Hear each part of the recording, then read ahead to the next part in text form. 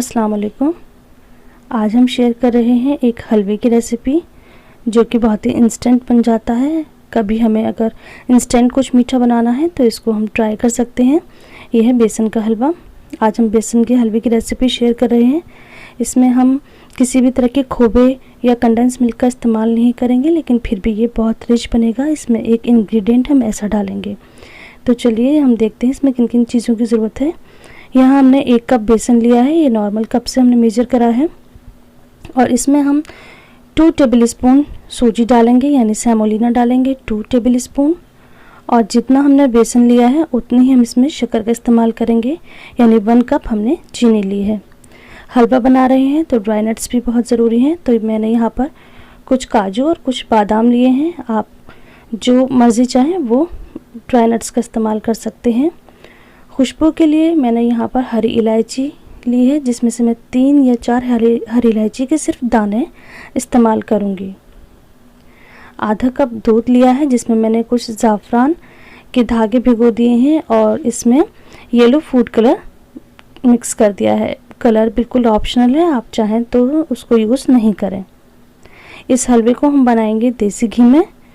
इसमें 3 से 4 टेबलस्पून घी का इस्तेमाल होगा।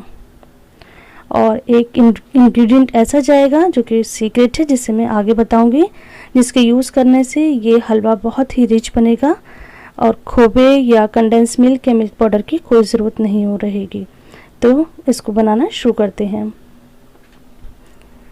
गैस पर एक कढ़ाई रखेंगे, उसमें 1 चम्मच घी डालेंगे और जो हमने ड्राई नट्स लिए थे, काजू और बादाम, उसको लो फ्लेम पे रोस्ट करेंगे। इसको हमें चलाते हुए फ्राई करना है, जिससे कि ये मेवा क्रंची हो जाएगी और ये बहुत अच्छा टेस्ट देगी। तो इसको हमें सिर्फ 1 मिनट के लिए फ्राई करना है और उसके बाद इसे हम घी से अलग कर लेंगे।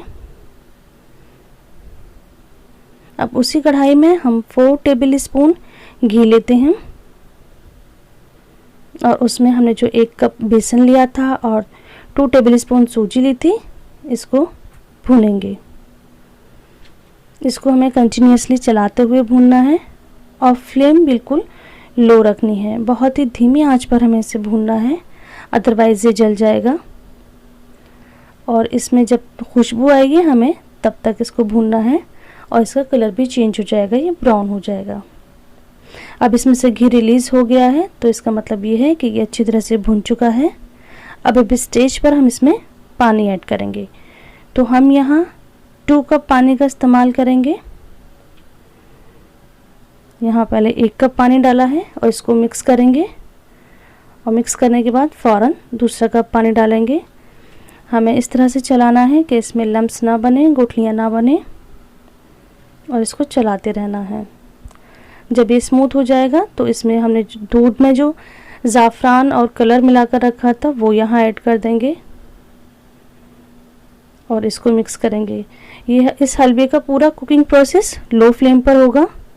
आग को हमें कम ही रखना है और हमें इसे तब तक मिक्स करना है जब तक ये अच्छी तरह से बाइंड नहीं हो जाता। अब ये बाइंड हो गया है, हम अब इसमें चीनी ऐड कर देंगे। तो 1 कप चीनी हमने यहाँ पर मिक्स करी है और इसको अच्छी तरह से चलाना है जब तक कि चीनी बिल्कुल मेल्ट नहीं हो जाती। ये चीनी भी मेल्ट हो गई है। अब इसमें हम वो इंग्रेडिएंट ऐड करते हैं, वो है मलाई। जी हाँ, मलाई ऐड करने से इसका जो टेस्ट है वो बहुत ही लजीज हो जाता है। और इस छोटे से चेंज के साथ आप इस हलवे को ज़रूर ट्राई करिएगा और टेस्ट में डिफरेंस देखिएगा। तो आप अगर जब भी ये हलवा बनाएं तो मलाई का इस्तेमाल ज़रूर करें। मैंने यहाँ आधा कप मलाई इसमें डाली है। मलाई डालकर भी अच्छी तरह से मिक्स कर देंगे और जो इलायची के दाने निकाल कर रखे थे वो यहाँ ऐड कर देंगे और हल्का सा मिक्स करेंगे। तो बस ये अब ऑलमोस्ट रेडी है। अब इस स्टेज पर हमने जो ड्राई नट्स फ्राई करके रखे थे उसमें से आधे चॉप करके हम अभी मिक्स कर देंगे और आधे हम गार्निशिंग के टाइम ऊपर से डालेंगे। अब इसको ढक कर रख देते हैं हम लो फ्लेम पर 5 मिनट के लिए, जिससे कि जो खुशबू है वो अच्छे से मिक्स हो जाए और जो घी है वो ऊपर रिलीज़ हो जाए। अब इसको हम डिश आउट करते हैं। तो ये इजी सा मज़ेदार सा हलवे की रेसिपी उम्मीद करती हूँ आपको पसंद आई होगी। जब झटपट से किसी का मुंह मीठा करना हो तो बनाएं ये रेसिपी और इस रेसिपी को लाइक दें। Thanks for watching. अल्लाह हाफिज़।